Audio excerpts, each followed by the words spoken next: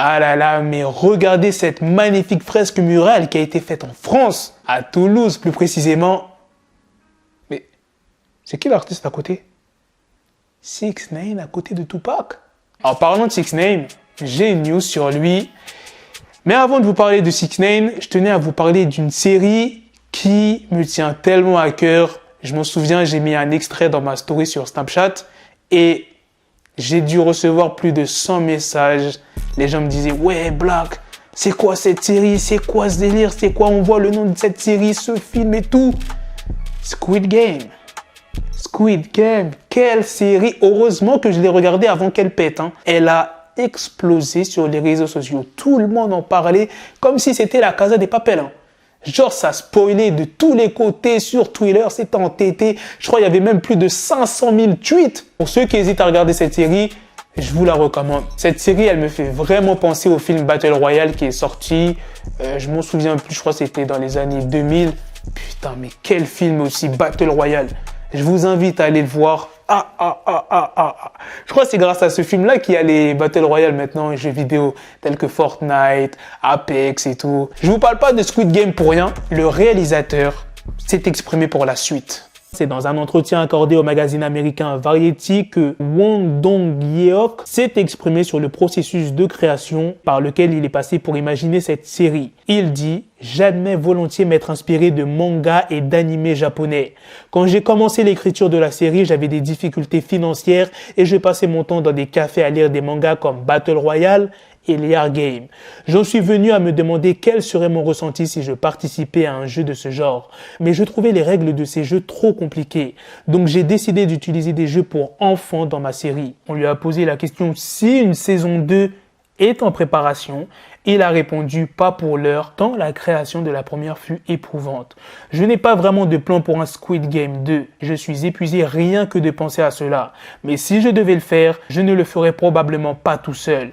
J'aimerais m'appuyer sur plusieurs scénaristes et avoir plusieurs réalisateurs expérimentés pour réaliser les épisodes. À la fin de la saison 1, on s'attend clairement à une suite. Ne vous inquiétez pas, je vais pas vous spoiler pour ceux qui n'ont pas regardé la série. Ça va être vraiment difficile de faire mieux que la saison 1. S'il y a une saison 2, je sais pas comment ils vont faire, mais il faut vraiment que le réalisateur prenne son temps, qu'il soit pas tout seul pour faire ce projet. Même si ça met 2-3 ans, c'est pas grave. Qu'il nous pond un chef-d'œuvre comme la saison 1. Putain, la saison 1, j'ai encore le seum pour... Bref, je vais pas spoiler, mais voilà, il y a une femme... Vous savez de quelle femme je parle? Ça m'a fait mal au cœur quand j'ai vu ça. Bref, passons à la news principale sur 6ix9ine. Le samedi 25 septembre, 6ix9ine assistait à une soirée de MMA qui se déroulait à la T-Mobile Arena de Las Vegas. Il s'est faufilé dans la foule torse nu avec un vêtement autour du cou. Et il a été hué par pas mal de spectateurs. Et 6ix9ine, bon, ça le dérangeait pas trop, il continuait son chemin. Et à un moment, il y a un individu qui l'a insulté de tous les noms et par la suite il a balancé violemment son gobelet dans le dos. 6ix9ine s'est retourné vers cette personne, il s'est avancé vers lui et il a jeté sa boisson au visage. Les agents de sécurité de 6ix9ine l'ont éloigné de cette personne. Par la suite, l'homme qui a fait ça aurait été menotté puis escorté hors de la salle. Puis il y a un influenceur américain qui s'appelle Super Outfire. Quoi? Tu le connais pas? Pourtant je l'ai montré plusieurs fois à ta copine quand j'étais avec elle.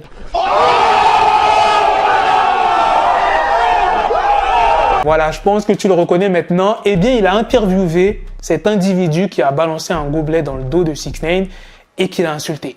Bon, on ne sait pas vraiment pourquoi il a fait ça, il a encore insulté 6ix9ine. Il dit « T'es une lobsa, je vais te casser la lobsa, t'es une vraie hutte » et il a aussi dit que 6ix9ine était une balance. Maintenant, parlons de 21 Savage qui a été invité sur le podcast de DJ Academics Off the Record. Il a parlé de Future, Drake, Youngboy, Lil Durk. Il a expliqué qu'il avait beaucoup de respect pour Drake, mais qu'il ne l'écouterait certainement pas aujourd'hui s'il n'avait pas été dans le rap. If I wasn't a rapper, I don't feel like I still would listen to Drake for real. It's just I'm a rapper, so I understand the work he put in now, like how hard he go. Wait, like when you ain't no rapper, all them statistics don't mean shit. A regular street nigga don't give a fuck about how many times you went number one. Like how many white people listen to your shit because they don't even think that them niggas, the farthest they think is the club. Who's selling this club out? That's who they think is the biggest niggas. Like in Atlanta, it's a lot of niggas who you really can't tell them Future ain't bigger than Drake. I would say it's cap. Really? On God, nigga. Drake ain't really no big mixtape artist like that. Il dit plus précisément, c'est juste que je suis un rappeur donc je comprends son travail et à quel point il bosse dur. Mais quand tu n'es pas un rappeur, tous ces statistiques ne veulent rien dire. Un gars lambda en a rien à foutre de combien de fois tu as été numéro 1. Combien de personnes blanches écoutent ce que tu fais. Parce qu'il ne va pas plus loin que ce qui est joué en boîte de nuit. À Atlanta, il y a beaucoup de Renois à qui on ne peut vraiment pas dire que Future n'est pas plus grand que Drake. J'avais l'habitude de penser que Drake n'est pas vraiment un grand artiste de mixtape là-bas. Sur Twitter, il y a un internaute qui a réagi aux propos de 21. 21 Savage dit qu'à Atlanta, Future est plus grand que Drake. Et 21 a répondu, non, j'ai dit que certaines personnes qui viennent d'où je viens le disent. Parce que quand j'étais plus jeune, j'étais déconnecté de la musique grand public. Je ne savais pas ce qu'était Spotify jusqu'à ce que je sois un rappeur. Tout ce que nous connaissons, c'était les mixtapes. Au sujet de Youngboy et Lil Durk, il a dit Yo, what do you think about the Youngboy wave, yo? Like, I feel like he's like one of the oddest artists to like understand. You got him and Quando, and a lot of niggas fuck with Durk. So a lot of niggas ain't gonna fuck with Youngboy shit because they fuck with Durk. But does it gotta be like it's not gangs and shit like that. It's a music business, like, you know what I mean? You might fuck with both of them, but you don't really gotta pick sides. But it's like some niggas, I don't know. You gotta be a certain type of artist to be able to just be in the middle. I feel like. Yeah. Beaucoup de gens traînent pas avec NBA Youngboy parce qu'ils traînent avec Durk. Tu n'as pas à choisir ton camp, mais tu dois être un certain type d'artiste pour être au milieu. J'ai pas encore écouté le dernier projet de Youngboy, mais quand tu regardes la tracklist, moi je vois aucun nom, aucun feat. Quand tu regardes Lil Durk, il fait des feats maintenant avec qui il veut. Il fait des feats avec Drake et tout. Bon, Youngboy, il y a un morceau qui est attendu avec Drake. Bon, je sais pas si c'est vraiment confirmé à 100%, mais c'est ce qui se dit un peu partout. Mais Lil Durk fait plus de feats que Youngboy. Mais bon, après, Youngboy, c'est différent. Je crois que c'est Quando qui l'avait dit dans une interview comme quoi qu'ils aimaient pas trop se mêler avec les artistes, qu'ils préféraient plus rester dans leur coin, faire des sons ensemble, et voilà. Mais Youngboy, il a déjà fait des feats avec des gros artistes. Tyler, the Creator, Migos, Rich the Kid, et je n'oublie peut-être d'autres. Tu vois bien dans la tracklist qu'il n'y a aucun nom. Et le pire, vous savez c'est quoi? C'est qu'il est au top du Billboard. Le dernier projet de Youngboy. Youngboy, il est proche de Quando Rondo. L'Ultime, il est affilié à Quando. Et l'Ultime, qu'est-ce qu'il a fait?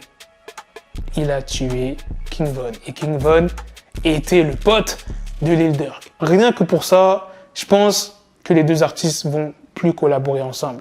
Et c'est pour ça qu'il y a cette espèce de camp, le camp Lil Durk et le camp NBA Youngboy. Durant l'interview, 21 a révélé que si l'occasion s'était présentée pour être sur le projet Donda de Kanye West, eh bien, il aurait refusé. Moi, personnellement, je n'aurais pas voulu être sur Donda. C'est juste le genre de Renoir que je suis. En gros, il veut faire comprendre qu'il est loyal envers Drake. Maintenant, passons à la dernière news qui est sur Kanye West qui a ouvert une école en Californie qui s'appelle la Donda Academy. 60 enfants auront accès à des cours sur la culture, la religion et la technologie sans aucun frais de scolarité. Très bon geste de Kanye West.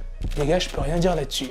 Voilà les gars, c'est la fin de cette news. C'est aussi la fin de cette vidéo. Dites-moi dans les commentaires qu'est-ce que vous en pensez de toutes les news que je vous ai présentées. N'oubliez pas d'aller me follow sur mon TikTok. Je poste quelques vidéos qui se passent aux États-Unis et des fois en France. Des vidéos que je peux pas poster. Sur ce, on se donne rendez-vous très prochainement pour d'autres vidéos news. Prenez soin de vous, la famille. Peace. Got the bezel, had to switch my schedule on my bitch, she Lego, never Lego. Her stuck up on me, so I call her Velcro. Till I need my dinner up in Deho. Came at Metro if it's about the pencil, like it's Go Diego. Make it right on schedule. Got the pistol on me with the diggest, then the bitches in the back just like a fucking echo. Hey, that bitch told me you got pencil dick. She grip on my dick like a selfie stick. I got a big gun, I need help with it. To wet your babe up, Michael fell with it.